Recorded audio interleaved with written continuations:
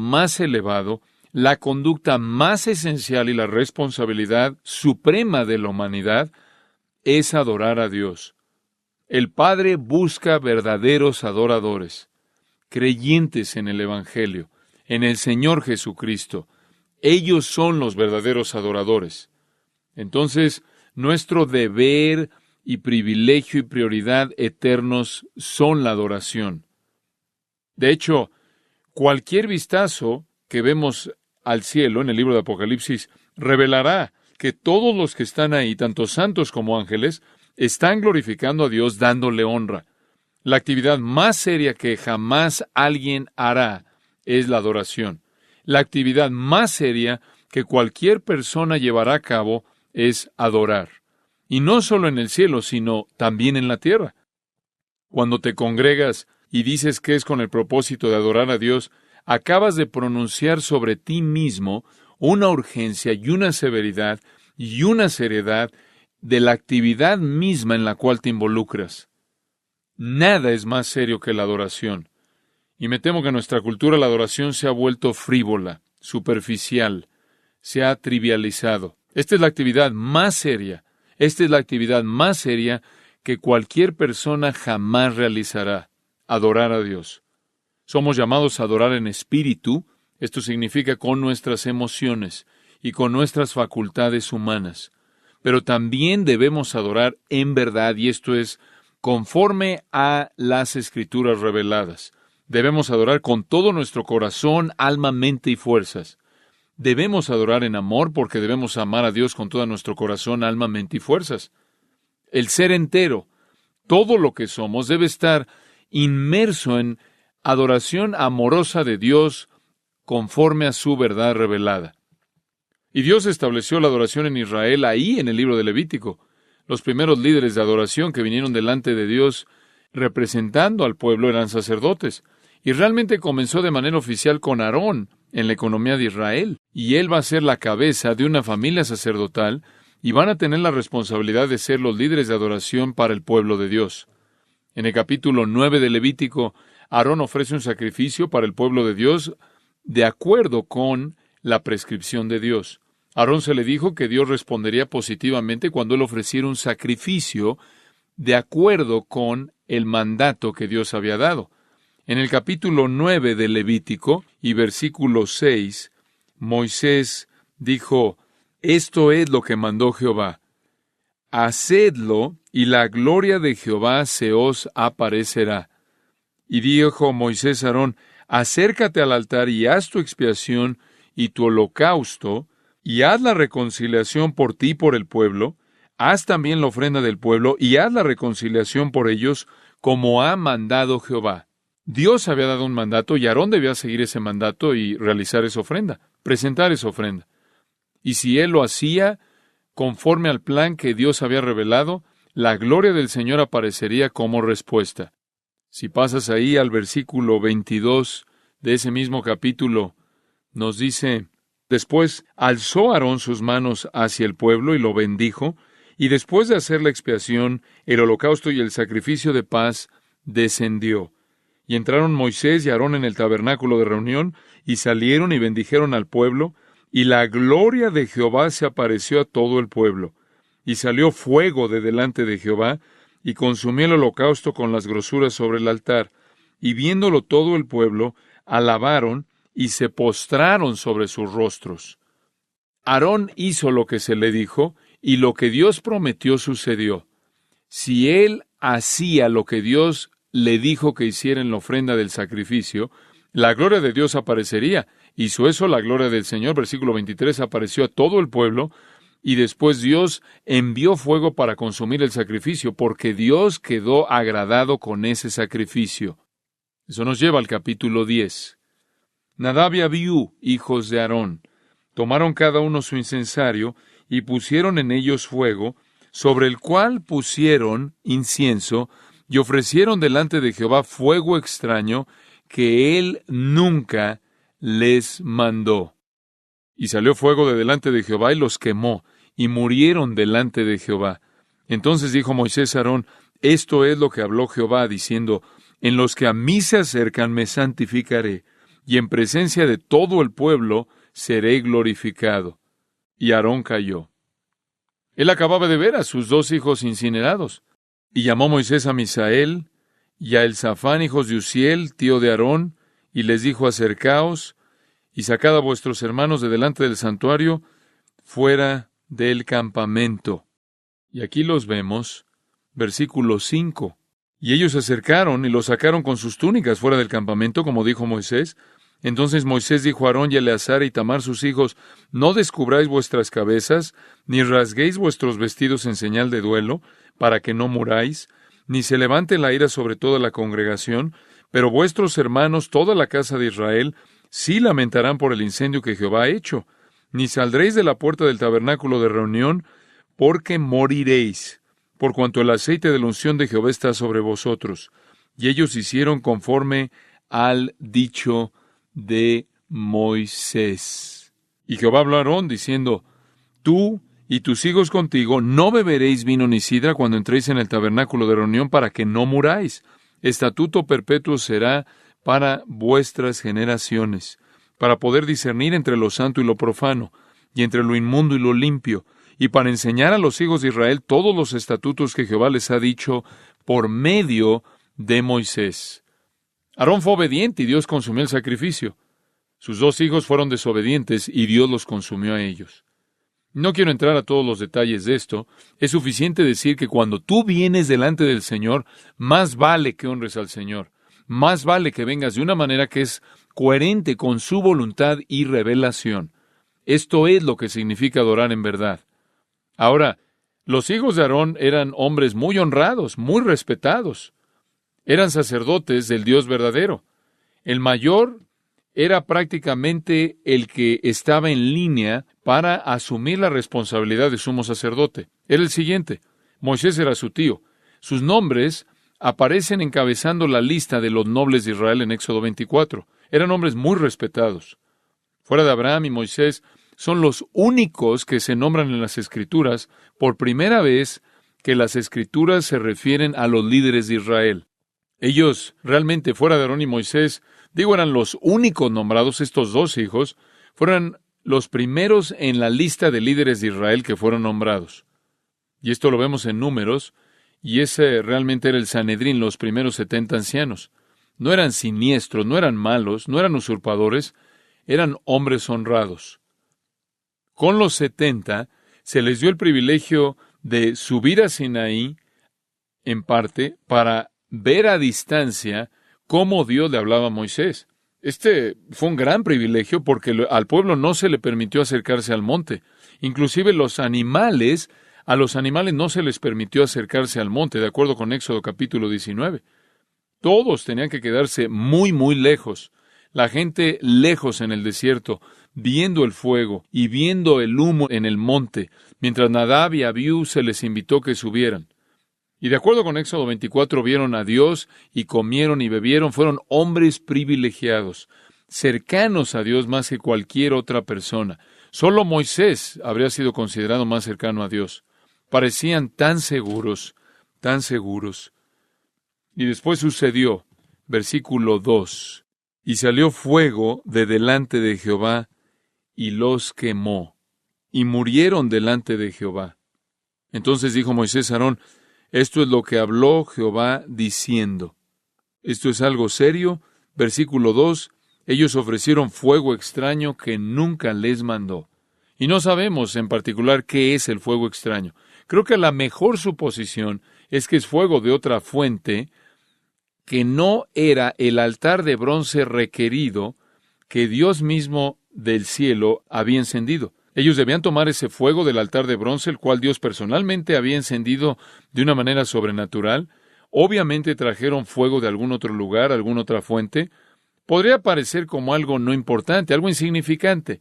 Podría parecer a la generación carnal, casual, que busca satisfacerse a sí misma, superficial, una generación como la nuestra, que realmente esta es una reacción excesiva, excesivamente severa. Bueno, ¿por qué? ¿Por qué le importa a Dios de dónde venga el fuego? ¿Acaso ese no es un detalle insignificante?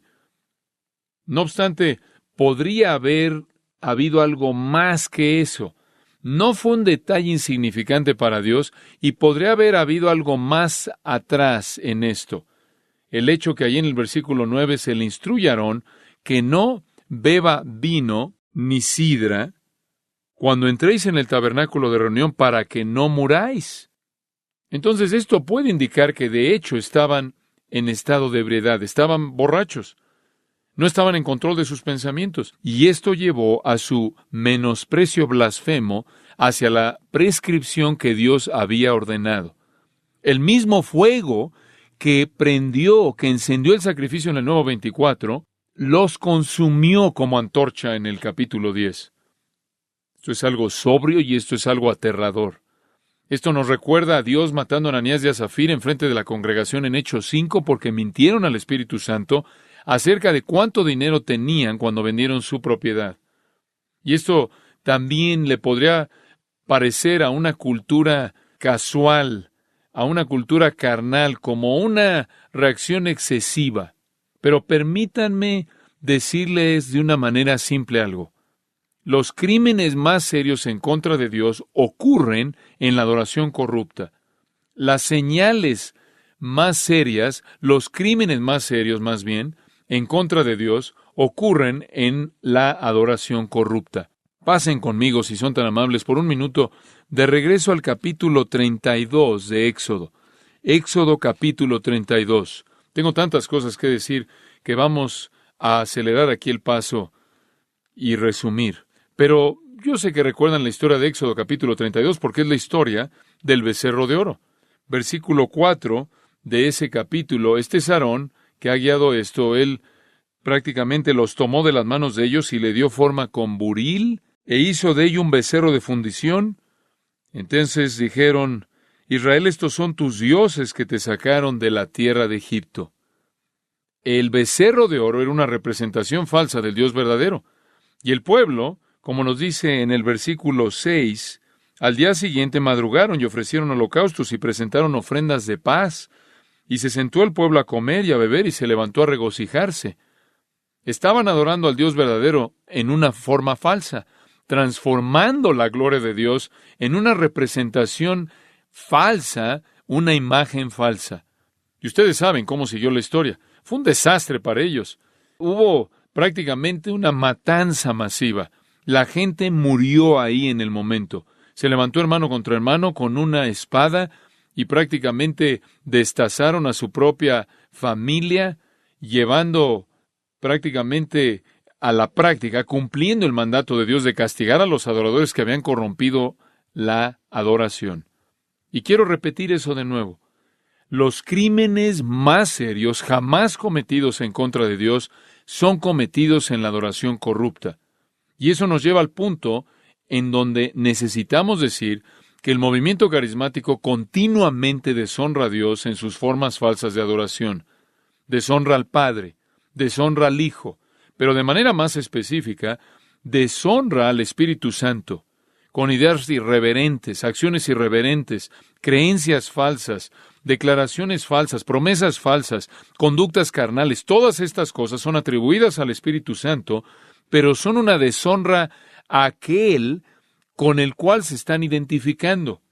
Es más fuego extraño y lo triste es que es justificación para juicio.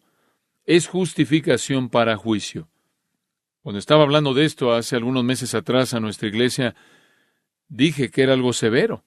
Jesús le dijo a los líderes judíos, ustedes han atribuido las obras del Espíritu Santo que yo he hecho a Satanás. En otras palabras, ellos dijeron, Jesús hizo lo que hizo por el poder de Satanás, Mateo 12. Y él dijo, ustedes han atribuido las obras del Espíritu Santo a Satanás. Y es apropiado decir que lo inverso está sucediendo en muchos lugares en el movimiento carismático. Están atribuyendo al Espíritu Santo las obras de Satanás.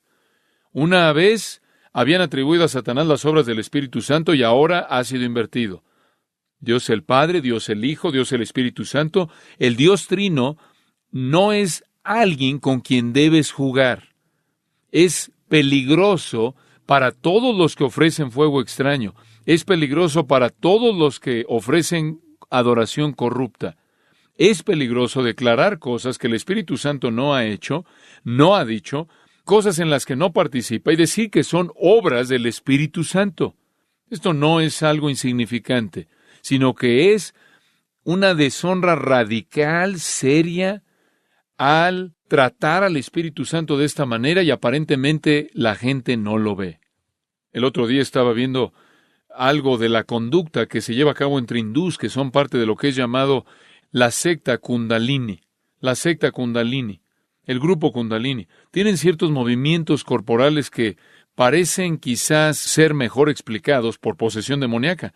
Y prácticamente son los movimientos corporales idénticos que encontramos en personas en el movimiento carismático, en las conductas extremas que vemos en los supuestos avivamientos. Esto es paganismo. Esta es la obra de Satanás. Esta es la obra del reino de las tinieblas y no debe ser atribuida al Espíritu Santo. Es algo trágico. En ciertas maneras es tan ridículo que te podrías reír de esto. Es algo trágico y es una ironía agonizante, francamente, que aquellos que dicen estar más entregados, aquellos que dicen tener la mayor devoción al Espíritu Santo, aquellos que dicen disfrutar de su poder, aquellos que dicen estar experimentando su presencia, están siguiendo patrones que blasfeman su nombre y que son iguales a los de aquellos que están involucrados con demonios. Atribuirle al Espíritu Santo obras que Él no hizo, palabras que Él no dijo, experiencias que Él no lleva a cabo, es un crimen muy serio, un crimen muy serio. En algunas maneras, los carismáticos han aventado sus fantasías al fuego extraño de la experiencia mística y el poder demoníaco y adoran al Dios falso que salió de esto. ¿Estoy acaso desacreditando a toda persona en el movimiento? No. Creo que hay gente en el movimiento que desean adorar a Dios de una manera correcta, de una manera verdadera. Pueden estar atrapados en esta adoración falsa también porque la intención no es suficiente. El movimiento en sí mismo, escucha con atención, no ofrece nada de adoración verdadera. ¿Puedo repetir eso? El movimiento en sí mismo no nos ha traído nada para enriquecer la verdadera adoración. ¿Por qué digo eso? Porque el movimiento carismático como tal no ha contribuido a la claridad bíblica, no ha contribuido a la interpretación bíblica, no ha contribuido a la doctrina sana. Hemos tenido una interpretación bíblica precisa mucho antes de que el movimiento carismático comenzara. Hemos tenido doctrina fuerte mucho antes de que el movimiento carismático sucediera. Nos remontamos al pasado en la historia y hemos tenido un flujo constante de hombres fieles, remontándonos hasta los apóstoles, un flujo, una corriente clara de verdad que nos da un entendimiento rico y pleno de la palabra de Dios. Esa es la razón por la que un cristiano en la actualidad puede regresar y leer a los apóstoles y después regresar y leer a los reformadores y leer a los puritanos y seguir el flujo de verdad a lo largo de la historia y encontrar riqueza y entendimiento y claridad en todo punto de doctrina, regresando hasta el pasado. Ellos no añadieron nada a eso. Ellos prácticamente trajeron el caos, la confusión, la representación equivocada de Dios y el entendimiento equivocado de la verdad. ¿Acaso algunos en el movimiento carismático creen la verdad? Claro, la creen. ¿Algunos en el movimiento carismático tienen doctrina sana en algunos puntos? La tienen. Pero ninguno de esos entendimientos verdaderos han llegado a ellos a través de ese movimiento. El entendimiento verdadero de puntos doctrinales correctos que tienen siempre han estado ahí en la fila larga de predicadores piadosos y maestros fieles que Dios ha usado para mantener la verdad, para preservar la verdad y mantener a la iglesia en el curso correcto. El movimiento no añade nada a eso. Prácticamente le resta, lo confunde, quita la verdad, sustrae a la verdad, confunde. No es una fuente para algún tipo de extensión de nuestro entendimiento de las Escrituras o de doctrina sana. ¿Acaso han habido personas que verdaderamente han sido salvas en iglesias carismáticas y bajo la predicación de predicadores carismáticos? Respuesta, sí, pero nada ha salido de ese movimiento que haya sido la razón por la que fueron salvados. El Evangelio es la razón por la que fueron salvados y no fue inventado por ese movimiento. En algunos lugares todavía está intacto, en algunos no lo está. Nada saliendo del movimiento carismático ha provisto algún tipo de recuperación o fortalecimiento del Evangelio bíblico. Nada que sale del movimiento carismático ha preservado la verdad y la doctrina sana. Únicamente ha producido distorsión, confusión y error. La fe del Evangelio bíblico ha permanecido intacta, ha sobrevivido. Y sobrevivirá porque Dios la protege y levanta hombres fieles en iglesias fieles para transmitirla de generación a generación. Sí, hay personas en el movimiento carismático que conocen la verdad, que aman la verdad, que son ortodoxos en el Evangelio y heterodoxos en el Espíritu Santo. No todos ellos son herejes, pero lo repito, la contribución de la verdad a personas en el movimiento no viene del movimiento, sino que viene a pesar del movimiento. Pero por otro lado, el movimiento carismático está lleno de gente incrédula, personas que no conocen a Dios, personas que están involucradas por razones carnales, deseos carnales y experiencias emocionales. Estoy agradecido por aquellos de ellos que conocen la verdad y que son fieles a la verdad, pero la mayoría de ellos, me temo, están en la oscuridad. Y este es el engaño más grande de todos. La gran cantidad, la masa de gente que ves ahí en Mateo capítulo 7, que son los muchos me dirán, hice esto en tu nombre, hizo aquello en tu nombre, predicado en tu nombre, hice milagros en tu nombre, y Jesús les dice, apartaos de mí que nunca os conocí. Esto ciertamente es una profecía en un sentido de este movimiento. Yo glorifico a Dios por su gracia a pecadores que están en esas iglesias y bajo esas influencias, y Dios ha permitido que la verdad resida en algunos de estos ambientes, y le doy a Él la gloria por esa gracia que es dada a pecadores que están en esas iglesias. Es posible, a pesar del movimiento, convertirse en un creyente, pero no debido al movimiento. Mi gran temor es que la gente esté perdida en el movimiento, buscando, persiguiendo deseos carnales y promesas falsas, con poco o ningún entendimiento o interés alguno en el verdadero evangelio, el verdadero arrepentimiento, el verdadero Cristo y la verdadera salvación.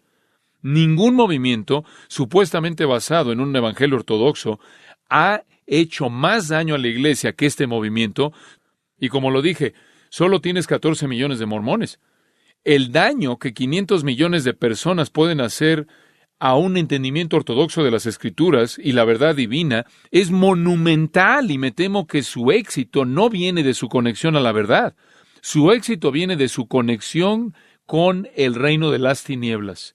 Es exitoso porque está prometiendo lo que los pecadores no regenerados ya quieren. Los evangélicos les han abierto los brazos y le han dado la bienvenida al caballo de Troya del movimiento carismático a la ciudad de Dios, y sus tropas se han apoderado y han colocado un ídolo en la ciudad de Dios, no la verdad. ¿Hay algo más serio que esto? No puede haberlo. Como contraste, la teología reformada, la doctrina sana, no es un refugio de falsos maestros. No es donde los falsos maestros residen. La teología reformada, la doctrina sana, la exposición fiel bíblica entre una larga fila, un legado grande y largo de hombres piadosos, no es un lugar para los falsos maestros. No es a donde los farsantes van. No es a donde los engañadores avaros se encuentran. No es en donde encuentras mentirosos y aquellos que representan erróneamente la verdad. No vas a ir a una asociación de iglesias reformadas, aquellos que creen en las doctrinas de la Reforma que nos llevan de regreso a las doctrinas del Nuevo Testamento, y vas a encontrar milagros falsos, visiones falsas, profecías falsas, unciones falsas, y todo tipo de conducta aberrante desenfrenada. No vas a encontrar a gente sacudiéndose y balbuceando y revolcándose y cayéndose y diciendo cosas aberrantes acerca del Espíritu Santo. Eso no va a suceder en ese ambiente porque están anclados en la verdad. Una vez que la experiencia y la emoción y la intuición se convierten en la definición de lo que es verdad, entonces el infierno es desatado. 1657. John Owen escribió un análisis de la comunión con Dios en una especie de estilo clásico. Los puritanos solían hacer esto. Este es el título de su libro. Este es el título. De la comunión con Dios el Padre, el Hijo y el Espíritu Santo. Cada persona distintivamente en amor, gracia y consolación. Ahora, ese es un título no muy breve, ¿no crees? O dice, aquí hay otro título, la comunión de los santos con el Padre, el Hijo y el Espíritu Santo desarrollada. Es un tesoro. Este libro escrito por John Owen porque explica la comunión trinitaria. Y Owen muestra cómo nuestra comunión es con el Padre y con el Hijo y con el Espíritu, y cómo recibimos de cada persona en particular, cómo respondemos a cada persona en particular de la Trinidad. Nuestra relación de pacto está ligada con cada miembro de la Trinidad. Nuestra relación es iniciada por el Padre, es ratificada por el Hijo, es comunicada por el Espíritu Santo. El Padre expresa amor divino soberano. El Hijo expresa gracia divina soberana. El Espíritu Santo prácticamente entrega. El Espíritu Santo disemina vida soberana divina. Debemos estar involucrados en adoración plena del Espíritu Santo, celebrando todo lo que Dios ha hecho en la iniciación, todo lo que el Hijo ha hecho en la validación y todo lo que el Espíritu ha hecho, por así decirlo, en la consagración del acto en sí de salvarnos y santificarnos. ¿Cuál es la obra del Espíritu Santo? Él redarguye, regenera, justifica, Él ilumina, limpia, convierte, Él santifica, adopta, bautiza, mora, Él capacita, Él guía, Él libra, Él produce fruto, Él nos asegura. Esto es lo que las Escrituras dicen, y lo que no dicen es esto. El Espíritu Santo nos derriba. El Espíritu Santo nos hace reír de una manera torpe. El Espíritu Santo hace que nuestra temperatura corporal se incrementa. El Espíritu Santo nos produce hipo. El Espíritu Santo nos produce convulsiones, nos lleva a un estupor, nos hace vernos como si estuviéramos borrachos, nos hace que nos caigamos, nos hace hablar en balbuceo, nos hace producir gemidos, brincar, nos hace revolcarnos. Ridículo, absolutamente ridículo. El ministerio del Espíritu, escribe John Owen, consiste en traer las promesas de Cristo a nuestra memoria, en glorificarlo en nuestros corazones, en derramar el amor de Dios en nosotros, en dar testimonio a nosotros acerca de nuestro estado y condición espirituales, en sellarnos para el día de la redención, en ser las arras de nuestra herencia, en ungirnos con consolación, en confirmar nuestra adopción, en estar presente con nosotros en nuestras súplicas. Aquí está la sabiduría de la fe para descubrir y reunirnos, encontrarnos con el Consolador y todas estas cosas, y no perder su dulzura, ni dejarnos en la oscuridad para saber quién es su autor, ni quedarnos cortos de lo que se demanda de nosotros. No podemos distinguir la obra maravillosa del Espíritu Santo acostados en la oscuridad. Tenemos que reconocerla y tener comunión con Él en gratitud por Él. Owen dice, y cito, el patrón de comunión regular como creyentes con tres personas de la Trinidad en meditación, oración y en una vida ordenada de manera apropiada. Debemos meditar en la misericordia especial y ministerio de cada persona hacia nosotros y hacer que nuestra respuesta apropiada sea el amor y sumisión de manera distintiva a cada uno de ellos. Fin de la cita. Esta es comunión plena con Dios. Desagrada a Dios cuando nos burlamos del Espíritu Santo. Romanos 12 habla de la adoración aceptable. Esta es la prioridad. Esta es la prioridad definitiva. Otro puritano, Thomas Goodwin, dice, y cito, nuestra adoración algunas veces es con el Padre, y después con el Hijo, y después con el Espíritu Santo. Algunas veces su corazón es llevado a considerar el amor del Padre en escoger, y después el amor de Cristo al redimir, y después el amor del Espíritu Santo al escudriñar las cosas profundas de Dios y revelarlas a nosotros, y esto es lo que nos cautiva, y entonces un hombre va de un testimonio a otro de manera distintiva, el cual, dice Goodwin, es la comunión que debemos tener. Fin de la cita.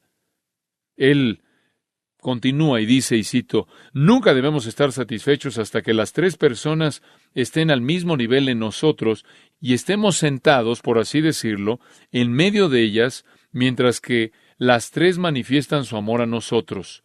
Esto es lo más elevado que Cristo jamás prometió en esta vida, Me encanta esa frase. Dejar que todas las personas de la Trinidad estén al mismo nivel en nosotros, dándoles a los tres el mismo honor por igual. Fin de la cita. Hay una advertencia en Hebreos 10, si quieren verla por un momento. Hebreos 10, versículo 29.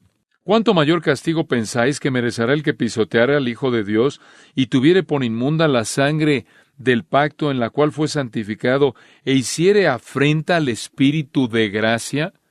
Normalmente nos detenemos en la primera mitad de ese versículo, acerca de que hay un infierno más caliente para gente que pisotea al Hijo de Dios.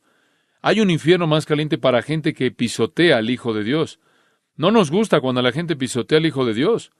Alrededor de los últimos 25 años ha habido una defensa bien pensada, extremadamente cuidadosa del Evangelio. Han habido organizaciones, instituciones, coaliciones, grupos. Puedo pensar en regresar antes de que Jim Boyce se fuera al cielo y comenzara la Asociación de Evangélicos que Confiesan. Y todo mundo estaba de acuerdo y se unió. Tenemos que defender a Cristo, defender su deidad, defender su persona, su naturaleza, defender su obra en la cruz, defender su resurrección, defender las doctrinas de la justificación y la multiplicidad de grandes verdades que están relacionadas a la obra de su cruz y resurrección.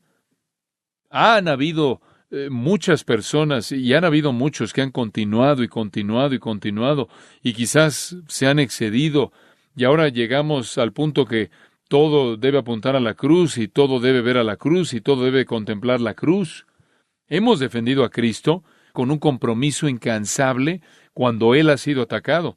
Y prácticamente hemos hecho lo mismo cuando Dios ha sido atacado, cuando algunos teólogos han venido y han sugerido que Dios no conocía el futuro, que Dios no podía planear el futuro, que Él no tenía idea de cómo iba a ser el futuro.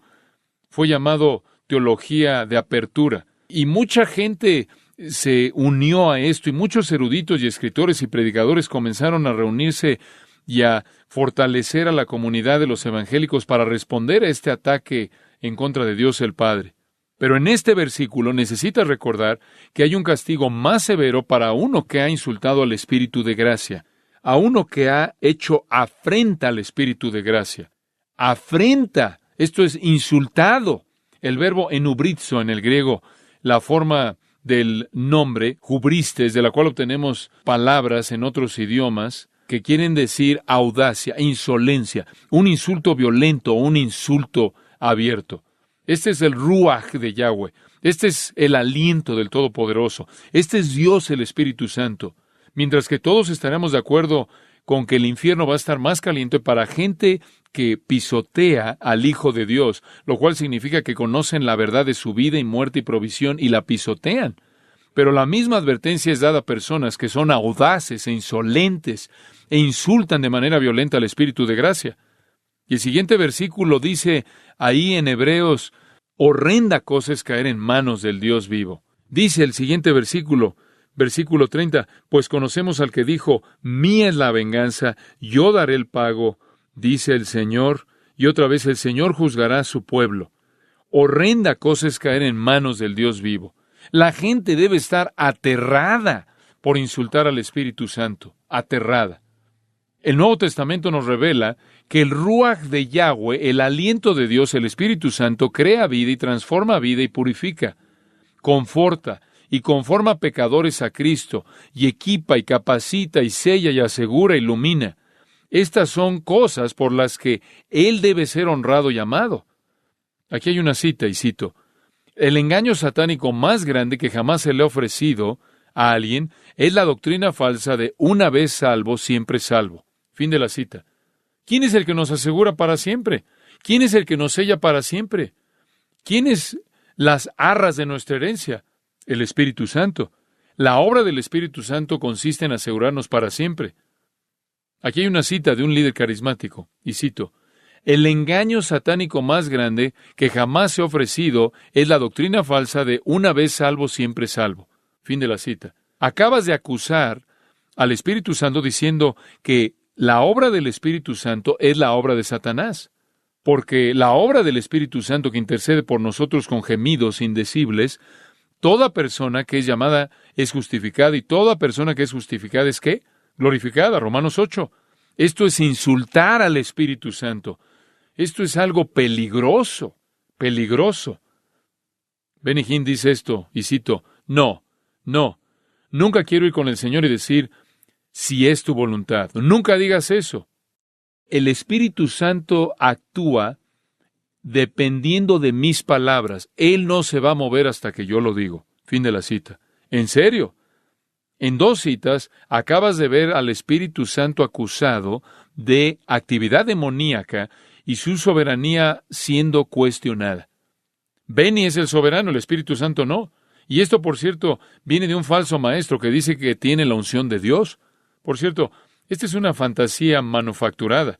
Esa unción, y él recibió esto, dice él, de visitar las tumbas de 2 predicadores mujeres muertas, Amy Simple McPherson y Catherine Kuhlman, y mientras visitaba sus tumbas, él recibió la unción. No quiero perder tiempo analizando todas las declaraciones ridículas que ellos hacen. Solo quiero enfatizar lo serio que es esto. De nuevo, regresando al punto principal, la adoración del Dios Trino es el deber más fundamental de todos los deberes y la responsabilidad más elevada de todas. En Éxodo capítulo 20 se nos instruye acerca de Dios y la primera mitad de los mandamientos se relacionan con Él. De no hacer un ídolo, una imagen, y todo termina con no tomarás el nombre del Señor, ¿qué? En vano. Muy bien, tomar su nombre en vano. ¿Qué es eso? Es hablar de Dios de una manera irreverente. Hablar de Dios de cualquier manera irreverente. Y no solo es usar el nombre de Dios como una grosería, sino es hablar de Dios de cualquier manera irreverente, de cualquier manera que lo represente erróneamente en su naturaleza, en sus atributos, y en sus obras o en sus palabras. Cualquier cosa atribuida a Dios que no es de Dios es tomar su nombre en vano. Pensar algo acerca de Dios, concebir algo acerca de Dios, atribuirle algo que no es genuinamente de Él, atribuirle algo que no es una realidad acerca de Él, referirse a Dios como alguien diferente de lo que Él es y asignarle cosas que Él nunca haría, palabras que Él nunca diría, es tomar su nombre en vano. No es solo usar su nombre en un juramento vano, sino que es ignorar lo que es verdad acerca de Dios. Es representar erróneamente a Dios. Esto es lo más severo. En Deuteronomio 28, en el versículo 58, hay un par de versículos ahí. Deuteronomio 28, versículo 58. Si no cuidares de poner por obra todas las palabras de esta ley que están escritas en este libro, temiendo este nombre glorioso y temible, Jehová tu Dios, entonces Jehová aumentará maravillosamente tus plagas y las plagas de tu descendencia, plagas grandes y permanentes, y enfermedades malignas y duraderas, y traerá sobre ti todos los males de Egipto delante de los cuales temiste, y no te dejarán. Toma el nombre de Dios en vano, y Dios te castigará. Deuteronomio dice, no dejará sin castigo. El que haga eso no se quedará sin ser castigado. Y ¿saben una cosa? Realmente me impresiona que el movimiento ha sobrevivido como lo ha hecho hasta hoy. Simplemente la gente me dice, ¿por qué Dios no mata a estas personas? ¿Por qué no los derriba? Porque por naturaleza es paciente y porque sus propósitos son desconocidos para mí. Yo no sé más acerca de los consejos secretos de Dios que Job supo. Y Dios no está obligado a decirme todo, pero sé esto.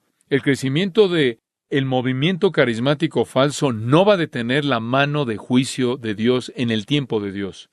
No necesitamos una versión de becerro de oro del Espíritu Santo. No necesitamos un Espíritu Santo falso. Necesitamos al Espíritu Santo que está revelado en las Escrituras, titulado El aliento del Todopoderoso, en Job 33, el Espíritu eterno de Hebreos 9, el Espíritu generoso, buen Espíritu de Salmo 51, el buen Espíritu del Salmo 153, y después todos estos nombres, el Espíritu del Dios viviente, el Espíritu de Dios, el Espíritu del Padre, el Espíritu de Cristo, el Espíritu del Hijo, el Espíritu de vida, el Espíritu de gracia, el Espíritu de sabiduría, el Espíritu de consejo, de poder, de entendimiento, conocimiento y del temor del Señor, el Espíritu de verdad, el Espíritu de santidad, el Espíritu de gloria, el Consolador, y en Lucas 1, el poder del Altísimo. Tan santo como es el Padre y el Hijo, así lo es el Espíritu. Tan soberano como lo son el Padre y el Hijo, así de soberano es el Espíritu. Tan poderoso como lo es el Padre y el Hijo, así de poderoso es el Espíritu. Tan lleno de gracia que es el Padre y el Hijo, así de lleno de gracia es el Espíritu. Igual de amoroso que es el Padre y el Hijo, así lo es el Espíritu, uno en perfección. Y eso simplemente me lleva a decir que estamos aquí para tratar de llamar a la restauración de la verdadera adoración del Espíritu Santo en la iglesia. Es difícil para mí tratar con esto. El celo, si puedo usar las palabras que Jesús usó del salmista, el celo por tu casa me ha consumido. Los vituperios que caen sobre ti han caído sobre mí. Cuando el Espíritu Santo es tan deshonrado, siento el dolor. La iglesia se ha levantado, como dije, para defender al Padre, defender al Hijo. ¿Acaso no se va a levantar para defender al Espíritu Santo? Realmente no hay manera de explicar ese fracaso. El movimiento carismático ha demandado con tanto éxito aceptación en base al amor y a la tolerancia, y ha sido bienvenido, corrompiendo a la iglesia, cultivando emocionalismo al extremo, confundiendo a la gente acerca de la adoración, la oración, la alabanza, la fe, el contentamiento, la humildad, la soberanía y muchísimas otras cosas. Y en otra ocasión, en otra parte de la historia en el pasado, habrían sido rechazados o como heterodoxos o como herejes. Permítanme concluir con algunos pensamientos. Y simplemente para tratar de lavar nuestras mentes de algunas de las cosas negativas que en cierta manera los forcé a que pensaran. Hay un gran tributo al Espíritu de Dios con el que quiero dejarlos, un gran tributo. Un tributo fuera de lo que hemos hablado con respecto de engañadores y falsos maestros, y este es su regalo más grande para nosotros.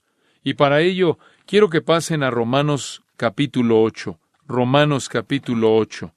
Esta es una porción muy conocida de las Escrituras. Quiero que la vean con una luz fresca. Esta es su obra más grande para nosotros. Vamos a comenzar ahí en el versículo 26. Y de igual manera, el Espíritu nos ayuda en nuestra debilidad. Pues, ¿qué hemos de pedir como conviene? No lo sabemos, pero el Espíritu mismo intercede por nosotros con gemidos indecibles.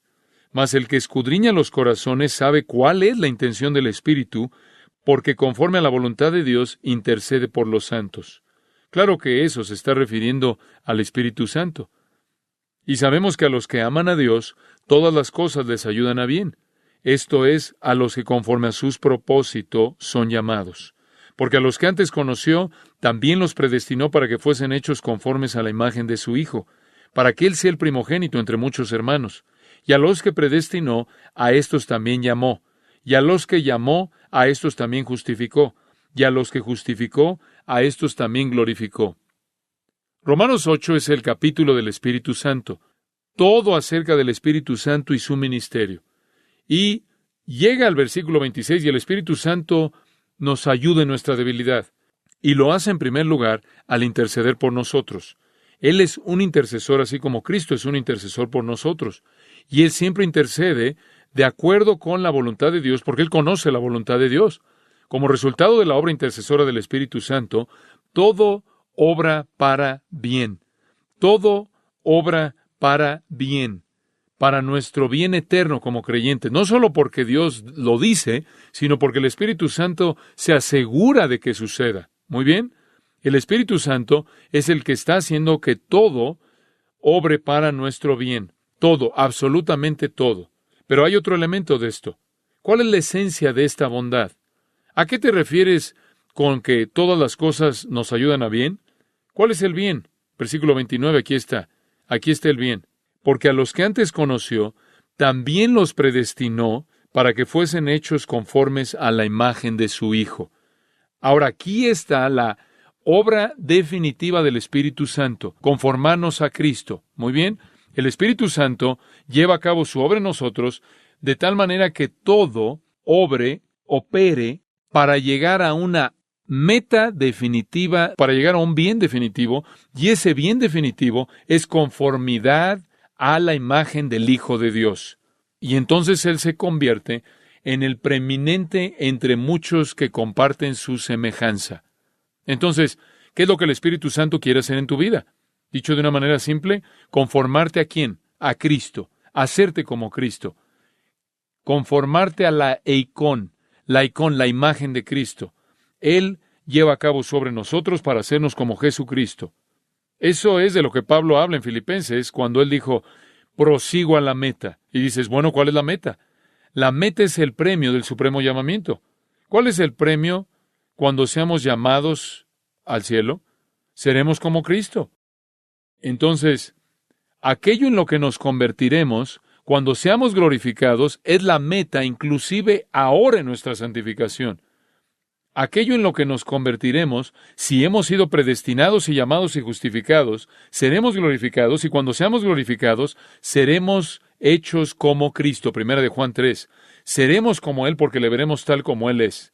Esa es la meta final, ese es el objetivo final. El Espíritu Santo nos va a llevar ahí, y mientras tanto, hasta que seamos glorificados y hechos como Cristo, la obra del Espíritu Santo consiste en conformarnos más y más a la imagen de Cristo.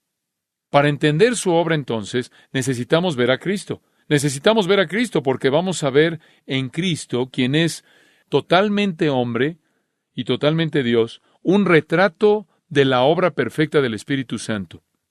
¿Cómo es que el Espíritu Santo llevó a cabo su obra en Cristo? ¿Acaso lo derribó? ¿Lo hizo que se viera como si estuviera borracho? ¿Hizo que se cayera o se revolcara o se riera de manera histérica o ladrara o emitiera algún balbuceo? Es algo absurdo pensar en algo como eso. Y la gente que hace eso no está llena del Espíritu. Eso no es lo que el Espíritu Santo hace. El Espíritu Santo fue el compañero constante de Jesús. El compañero constante de Jesús. Fue el Espíritu de Dios quien le dio vida en el vientre de María. El Hijo de Dios se despojó a sí mismo de sus prerrogativas divinas, se sometió voluntariamente a la voluntad del Padre en el poder del Espíritu, y Jesús refrenó el uso independiente de sus capacidades, privilegios divinos, y se sometió al Espíritu Santo. Y entonces su vida fue así. Escuche esto. De acuerdo con Lucas 1, fue concebido por el Espíritu Santo. De acuerdo con Lucas, él fue llevado a la madurez por el Espíritu Santo, creciendo en sabiduría, estatura, favor con Dios y los hombres. De acuerdo con Marcos 1, él fue ungido por el Espíritu Santo en su bautismo. De acuerdo con Lucas, él fue sostenido por el Espíritu Santo en su tentación. Él fue capacitado por el Espíritu Santo, Lucas 4, 14 y 15, para ministerio. Él fue llenado con el Espíritu Santo para que caminara de manera perfecta en obediencia. Él fue perfeccionado para la obediencia. Él fue capacitado en el poder del Espíritu y a través del sufrimiento por el cual aprendió la obediencia. Hebreos 9:14 dice que él enfrentó la muerte triunfalmente en el poder del Espíritu Santo. Fue el Espíritu Santo que estaba operando en Jesús. Romanos 1 dice que él fue resucitado por el poder del Espíritu Santo, inclusive después de la resurrección. Su ministerio post-resurrección, de acuerdo con Hechos 1, 1 y 2, fue en el poder del Espíritu conforme él enseñaba cosas acerca del reino. Ahora escucha, el Espíritu Santo fue a Cristo lo que Él es a nosotros. Si quieres ver la perfección de la obra del Espíritu Santo en nosotros, observa la obra que Él llevó a cabo en el hombre perfecto. Permíteme regresar a eso por un momento. Jesús fue concebido por el Espíritu Santo y es el Espíritu Santo el que nos da vida, nacidos del Espíritu. Jesús fue madurado por el Espíritu Santo y es el Espíritu Santo el que nos da el poder para crecer. Él fue ungido por el Espíritu Santo en el bautismo y es el Espíritu mediante el cual somos bautizados en el cuerpo de Cristo. Él fue sostenido por el Espíritu Santo en sus tentaciones. Es el Espíritu quien nos fortalece en el hombre interior en medio de nuestras tentaciones. Él fue capacitado por el Espíritu Santo en su ministerio. Es el Espíritu Santo el que nos dota y nos capacita en el ministerio. Él fue lleno del Espíritu Santo para que hubiera una demostración del fruto del Espíritu y santidad, y es el Espíritu quien nos llena y produce fruto en nosotros. Él fue perfeccionado por el poder del Espíritu Santo en obediencia, y el Espíritu hace lo mismo en nosotros. Él enfrentó la muerte triunfalmente en el Espíritu. Es el Espíritu de gracia y gloria quien nos sostiene en nuestro sufrimiento. Él fue resucitado de los muertos por el Espíritu. Es el Espíritu quien también nos resucita. Si quieres ver el ministerio del Espíritu Santo y cómo Él obra en nosotros, observa lo que hizo en Cristo. Claro, en Cristo hay una obediencia perfecta, una sujeción perfecta, pero el Espíritu Santo fue al Hijo lo que Él es a nosotros. El Espíritu hizo en el Hijo lo que Él hace en nosotros. El Espíritu Santo está comprometido a hacer en nosotros la obra que Él demostró en Cristo. En Juan 16 hay un versículo muy interesante. Juan 16, versículo 7. Pero yo os digo la verdad, os conviene que yo me vaya, porque si no me fuera, el Consolador no vendría a vosotros, mas si me fuere, os lo enviaré. ¿Por qué es mejor que tú te vayas? Porque si me voy a enviar al Espíritu Santo. Voy a enviar al Espíritu Santo. Mejor porque el Espíritu Santo va a hacer en ustedes lo que Él hizo en mí. Ese es su ministerio. Yo he tenido mi ministerio, ese es su ministerio. El mío ha llegado a su fin, el suyo está a punto de ser iniciado en su plenitud. Juan 14, 16. Y yo rogaré al Padre y os dará otro Consolador, para que esté con vosotros para siempre. Versículo 26. Mas el Consolador, el Espíritu Santo, a quien el Padre enviará en mi nombre, Él os enseñará todas las cosas, y os recordará todo lo que yo os he dicho. Esto es primero a los apóstoles que van a escribir el Nuevo Testamento, y extendido más allá de eso a todo creyente que se va a beneficiar del ministerio de la verdad del Espíritu Santo. El capítulo 15, en esencia, dice lo mismo. Versículo 26. Pero cuando venga el Consolador a quien yo os enviaré del Padre, el Espíritu de verdad, el cual procede del Padre, Él dará testimonio acerca de mí. Capítulo 16, versículo 13.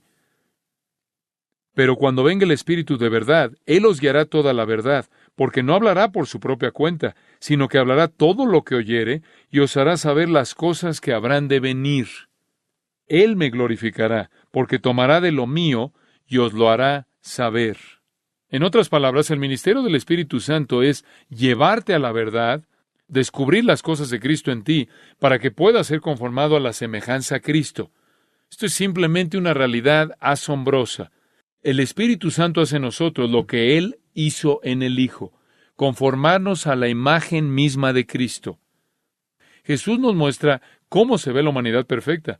El Espíritu nos está conformando a Cristo, capacitando a los elegidos redimidos por Dios, para que a lo largo del tiempo seamos triunfales sobre el poder del pecado, la carne, Satanás y el mundo, capacitándonos para ser más y más como el Hijo de Dios. El Espíritu Santo está llevando a cabo en nosotros, produciendo en nosotros conocimiento santo, doctrina santa, obras santas, actitudes santas, palabras santas, una naturaleza santa. Esto es una manera de vivir santa, acciones santas, ambiciones santas, anhelos santos, deseos santos. Qué cosa tan horrible, qué insulto es para Él decir que es responsable por la corrupción y la impiedad y la insensatez, inclusive los elementos demoníacos que deshonran al Padre y al Hijo y al Espíritu Santo.